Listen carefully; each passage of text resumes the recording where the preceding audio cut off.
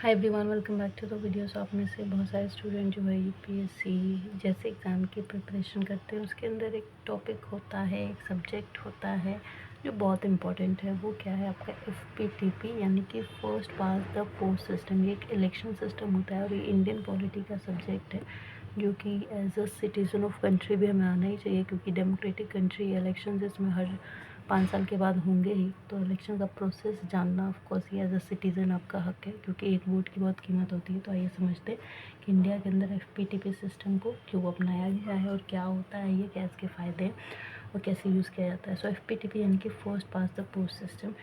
इसमें क्या होता है ना कि जो वोट्स होती हैं वो कॉन्स्टिट्यूएंसीज़, अलग अलग कॉन्स्टिट्यूएंसी बनाई जाती है, उसमें वोट देते हैं लोग और इलेक्टेड डिक्लेयर किया जाता है उसी रिप्रेजेंटेटिव को जो कॉन्स्टिट्यूएंसी से उठता है। और ये सिंपल मेजॉरिटी सिस्टम होता है, जिसको प्लूरैलिटी सिस्टम भी कहते हैं। मतलब कि ज़्यादा पॉपुलेशन वाला देश है और ये बहुत आसान तरीका है, इसलिए इसको इंडिया के अंदर अपनाया गया।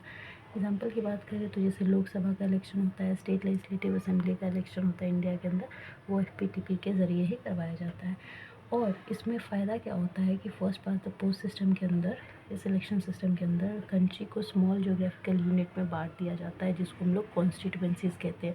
और हर कॉन्स्टिट्यूएंसी से एक इंसान, एक कैंडिडेट खड़ा होता है और हर कॉन्स्टिट्यूएंसी से एक रिप्रेजेंटेटिव चुना जाता है। और जो वोटर्स है ना, मतलब हम आप लोग जो सिटीज़न है, वो कैंडिडेट के लिए वोट करते हैं।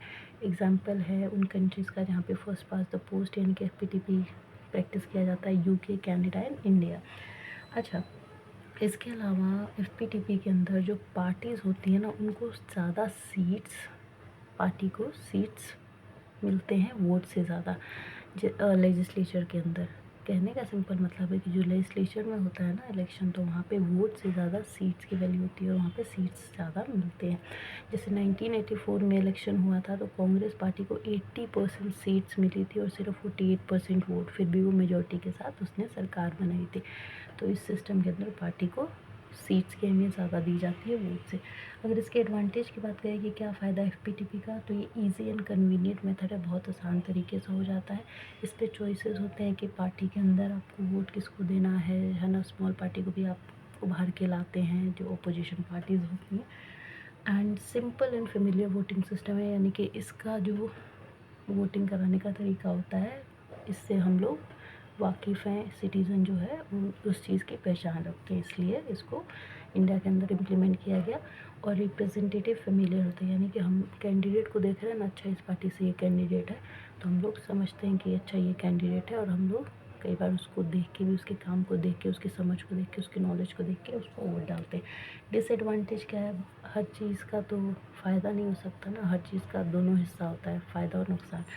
तो ये ट्रूली रिप्रेजेंटेटिव नहीं है, क्योंकि क्या होता है कि इसके अंदर हम लोग वोटर्स जो है वोट डालते हैं, तो वोट अगर मान लीजिए कम भी मिला और सीट्स ज़्यादा मिल गई, फिर भी रिप्रेजेंटेटिव चुना जाता है, यानी कि वोटर्स के वोट से ज़्यादा सीट्स जीतने की इसमें अहमियत ज़्यादा होती है। तो इसके अलावा कॉम्युनल मतलब कॉम्युनल प्रॉब्लम भी हो जाते हैं वोट्स को लेके, जैसे कि ये जो एफपीटीपी सिस्टम है ये बेसिकली टू पार्टी सिस्टम है, ठीक है। तो इसमें जो जब इंडिपेंडेंस हुआ था इंडिया के अंदर, तब हम सबको पता है कि एक पार्टी मेजोरिटी में थी, Congress party, one party rule था। तो फिर उस टाइम पे कांग्रेस जीती भी 80% सीट्स के साथ, वोटर्स की इतनी अहमियत थी नहीं, ठीक है, क्योंकि सिर्फ 48% ही वोट था, फिर भी वो जीत गई थी। फिर 1989 के बाद इंडिया के अंदर मल्टी पार्टी सिस्टम आया, जहाँ से कोलिशन गवर्नमेंट वगैरह भी बनने लगी, यानी कि एक सिंगल पार्टी को अगर वोट नहीं मिलता था, मेजोरिटी नहीं मिलती थी, तो स्मॉल पार्टीज़ जो है आपस में मिलके सरकार बना लेती थी। तो ये एफपीटीपी सिस्टम आया होगा, आपको क्लियर होगा। स्टिल अगर कोई डाउट है तो आप कमेंट करके पूछ सकते हो, आपको बता दिया जाएगा। बाकी लाइक एंड सब्सक्राइब, ताकि कोई लेक्चर मिस ना हो। Thank you.